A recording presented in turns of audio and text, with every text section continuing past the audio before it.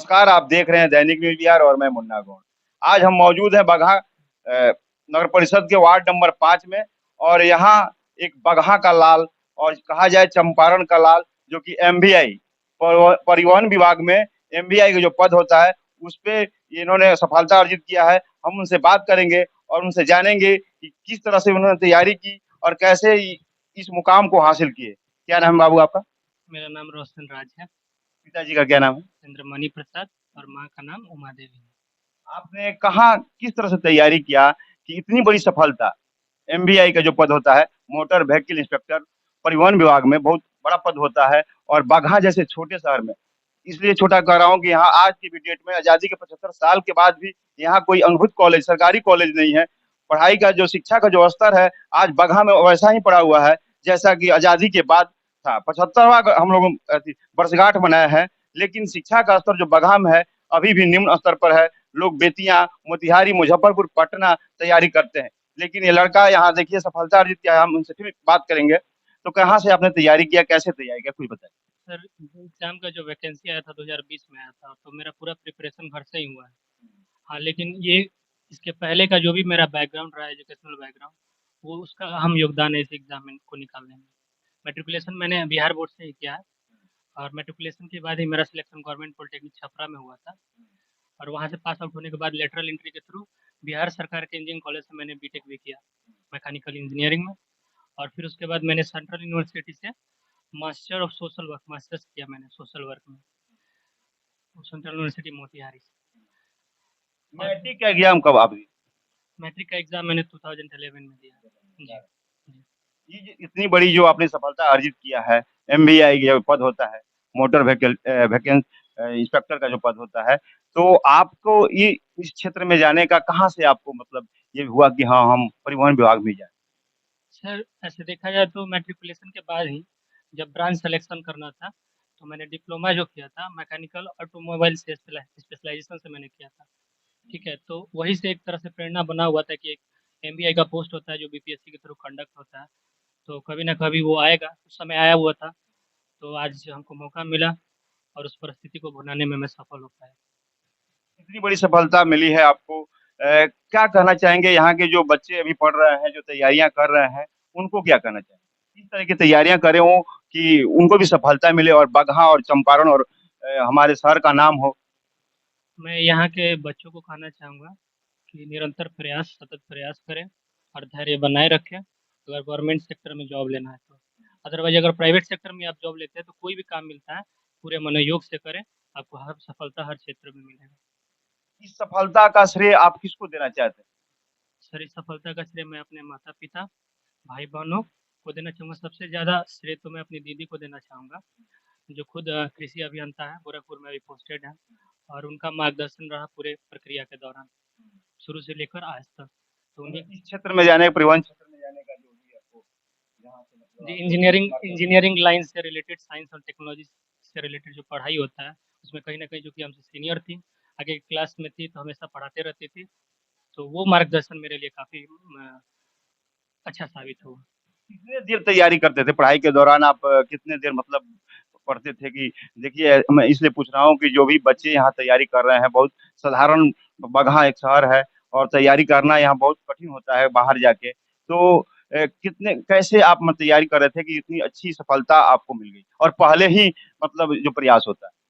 Sir, time duration की जहाँ तक बात की जाए, तो मैं इस पे कहूँगा कि क्वालिटी मैटर करता है। 2 घंटा, 3 घंटा, 4 घंटा भी अगर आप पढ़ते हो डेली, तो वो काफ़ी है, लेकिन सतत पढ़ना पड़ेगा, लगातार पढ़ना पड़ेगा। कोई भी एग्ज़ाम हो उसको अगर आप टारगेट करते हो, ज़रूरी नहीं है कि आप बीपीएससी के थ्रू एमबीआई बने, किसी भी पोस्ट पे अगर जा रहे हैं, या नए बच्चे जिस क्षेत्र में अपना तैयारी करना चाहते हैं, तो उनको कंसिस्टेंसी सबसे जो है मेंटेन करना सबसे ज़्यादा ज़रूरी है। निरंतर पढ़ना है, घंटा काउंट करने से नहीं होगा, लगातार प्रयास करना होगा, धैर्य बनाए रखना होगा।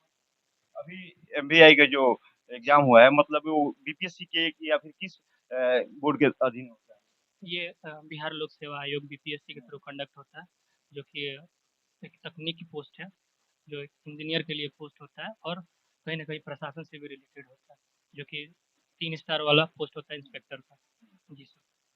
हम बात करेंगे उनके माताजी से और उनसे बात करेंगे और जानेंगे कि कैसे बच्चे को शुरुआत में शिक्षा आपने दिया, कि इतना अच्छा सफलता और पहले प्रयास में ही सफलता मिला।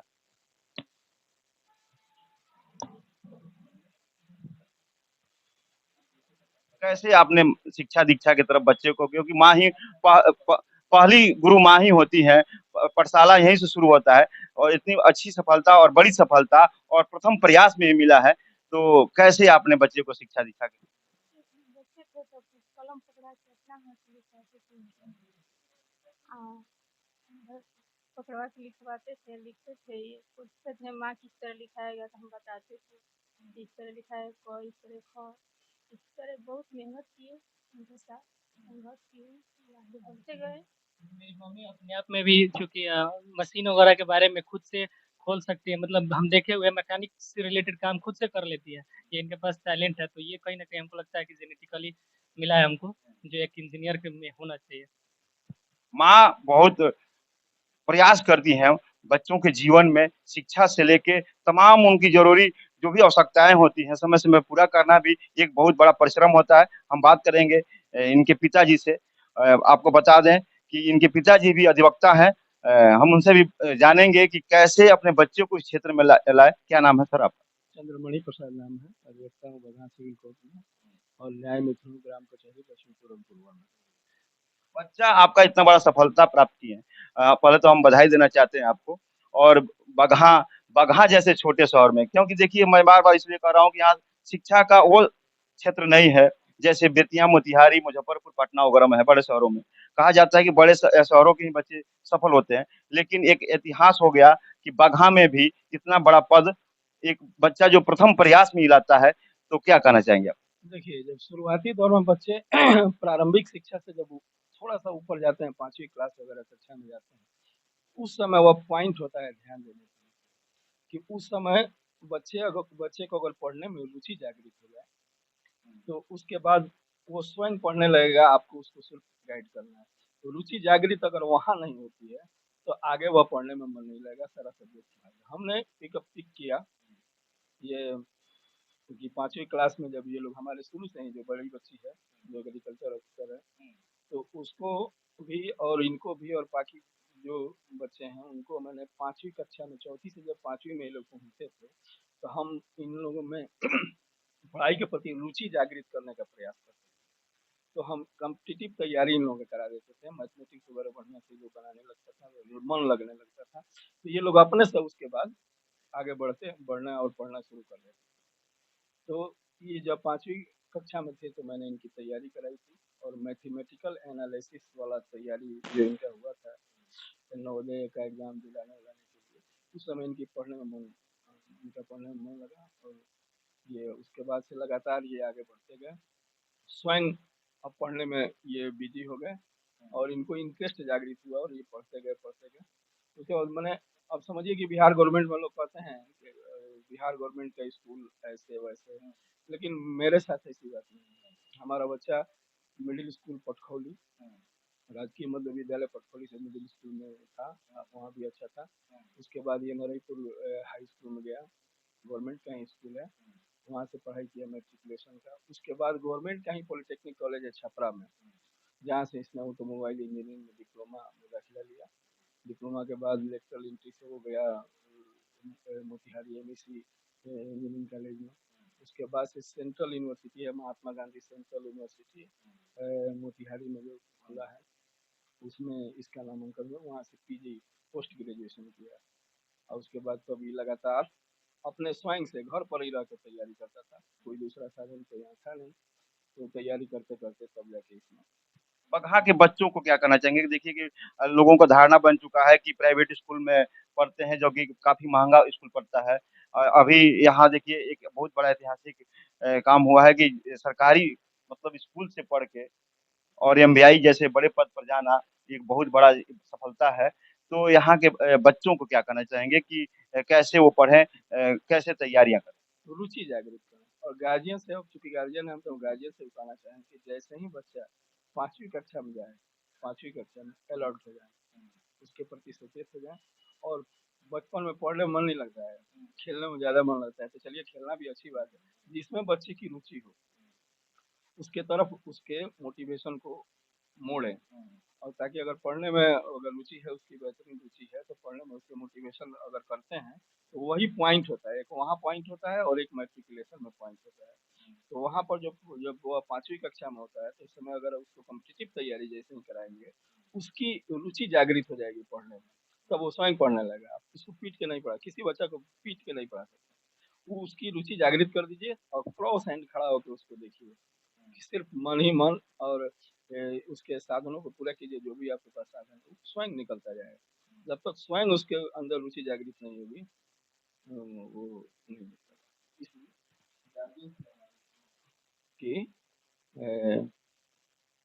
बच्चों को छोटी उम्र से गाइडेंस करें, ध्यान। हर माता पिता का ये रहता है कि बच्चा पढ़े, नाम करे, अच्छे पद पे जाए, राज्य और देश की सेवा करे।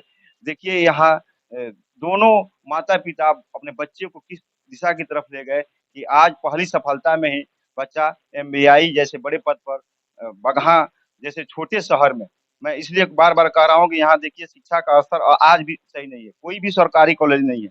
लेकिन ये बच्चा ने इतिहास रचा है सरकारी स्कूलों में पढ़ते हुए, और नरेपुर हाई स्कूल में पढ़ने के बाद तमाम आगे की पढ़ाई की और एमबीआई जैसे बड़े पद पे पाके आज बगहा का नाम रोशन किया अपने सहयोगी बादल कुमार के साथ। मुन्ना गौड़, बगहा।